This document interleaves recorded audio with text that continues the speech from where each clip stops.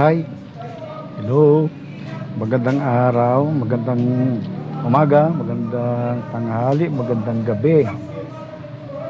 Saan man kayo naroroon, welcome po, welcome sa ating channel. Dito sa bagong video natin ay install ng breaker saka magwa-wiring tayo. Magtataka kayo dahil yung panel board natin ay nakalitaw 1.5 inch kasi tinamaan na rin ang panel board sa kabila, back to back halos yan. Yung sa kabila ano yan, lapat yung panel board, ito usli, D4 lang yung hollow blocks. Nagtama siya.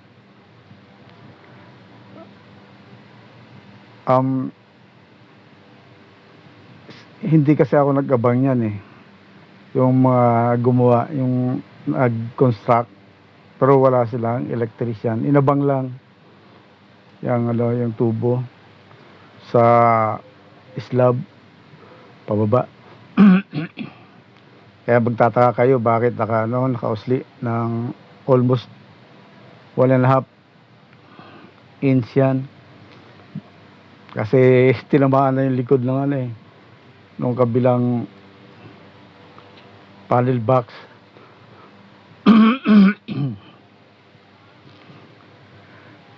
Dito po dagdag kaalaman, ang standard na sukat po ng itong ating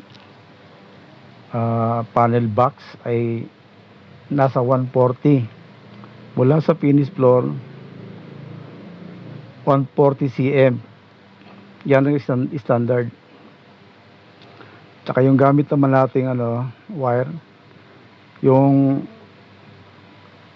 sa entrada natin, yung main number 10, maliit lang naman yung studio type na yan sa outlet, sa convenience outlet ay number 12, at number 40 naman sa ilaw. At ang gamit nating breaker ay, ang main ay 40 ampere. Ang convenience outlet natin ay 20 ampere, saka yung 15 amperes naman sa ilaw. Dito, samahan nyo ako hanggang sa matapos ang video na to kung paano mo terminate sa circuit breaker nitong mga designated wire. Thank you nga pala, thank you sa mga bagong subscriber natin at sa mga napadaan lang sa ating channel, sa aking channel. Kung nagustuhan nyo man ang aking video, paki-subscribe nila, pindutin ang subscription, notification bell, subscribe at like and share na lang para laging updated sa bagong videong lalabas. Thank you po. Dito po ay binabalatan natin ng almost 3/4 inch yung number 10 na wire para isalpak, ikabit sa breaker, sa circuit breaker main. Almost 1 inch nga yan yan, papasok natin dyan sa plug-in na breaker.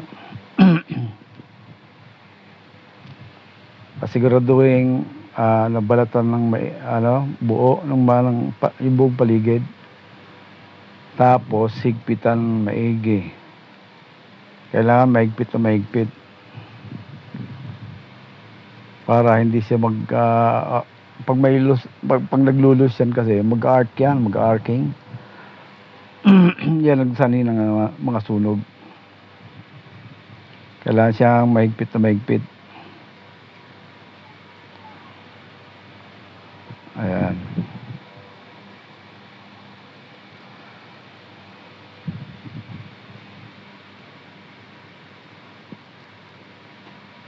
dapat dapat sa mga ganyan maigsi pa nga yung yung pagkaka allowance ko. Dapat may loop, naka-loop pa yan dyan eh, para laging in case na may allowance ka, mapapaganda ang pag-lace ng wire. Ganyan po, talaga namang kailangan maigpit na maigpit.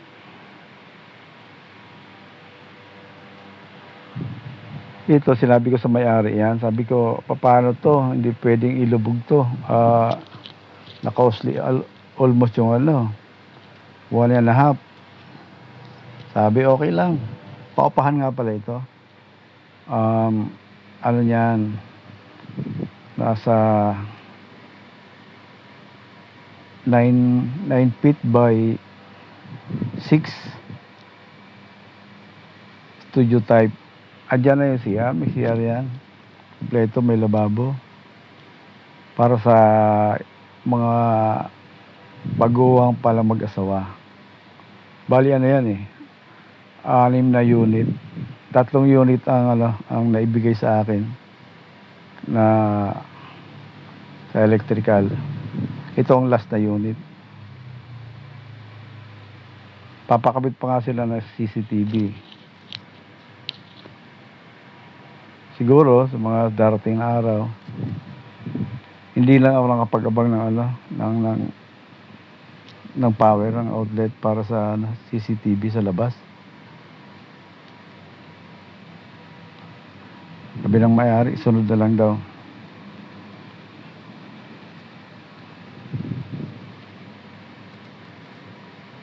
Ayan po, ang sinusunod natin ay bali nga pala to, 4 branches. May spare siya na isa, hindi ko na kinabit. Bali main breaker, ilaw sa baba ng breaker lang ng main, tapos yung solo dito banda sa kanan ay sa outlet. Bali outlet nito 4, tas ilaw 4 din. Hindi na nagpaabang lang sa sa aircon. Siguro baka ay litaw na lang yon, baka surface na lang ang hindi sinabi ng may-ari. Tsaka walang ako lang nagplano niyan, ako lang nag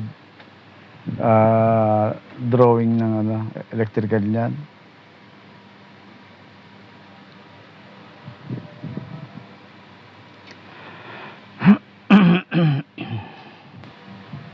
Dito po ay iniiwasan natin kumalampag, kasi dyan sa labasan, dyan sa pintuan, tapat ng pintuan mismo, may fellowship dyan, may service sila, service sa isang bahay. Parang gathering, tas may may misa sila, may mass. Kaya ingat na ingat ako sa paggalaw, pagkalabog. Kasalukuyan homily yata yan, no?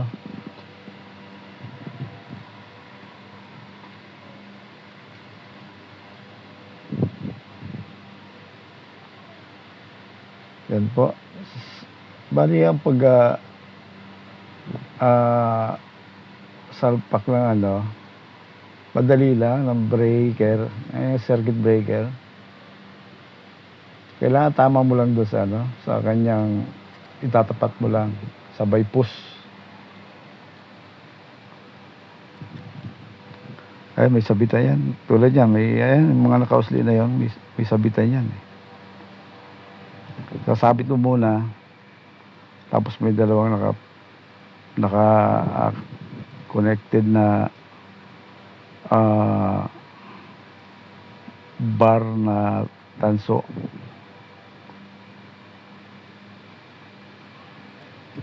Doon siya sasalpak.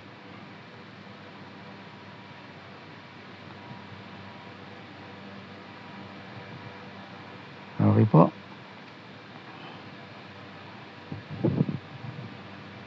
Dito po ay inaayos natin ang pag-lace ng ng wire para naman maganda tignan. Hindi salasalabat.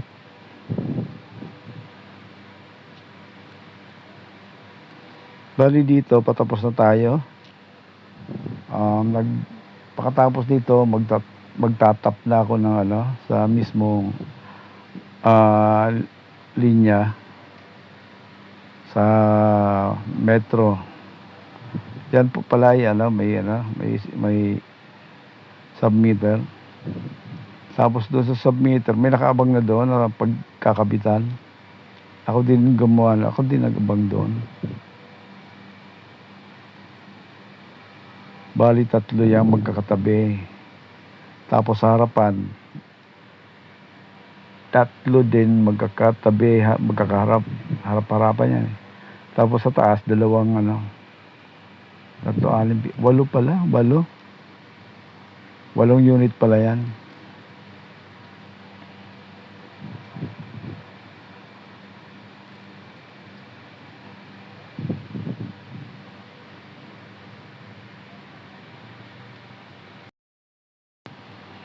Dito pinapakita ko ang para sa circuit breaker na para sa outlet. Ano siya, 20 amperes. Cotton brand. Sa pangalan ni Jesus. Amen. At kailangan medyo, kasi may mga pumasok na debris na dyan, na halo, na semento. Medyo nililinis lang natin. Para naman maganda tignan. Saka yung mga pinagputol-putol na wire, mga maliliit na taso, baka magdikit Ayan, kaya nagbabras tayo dyan. Ito po.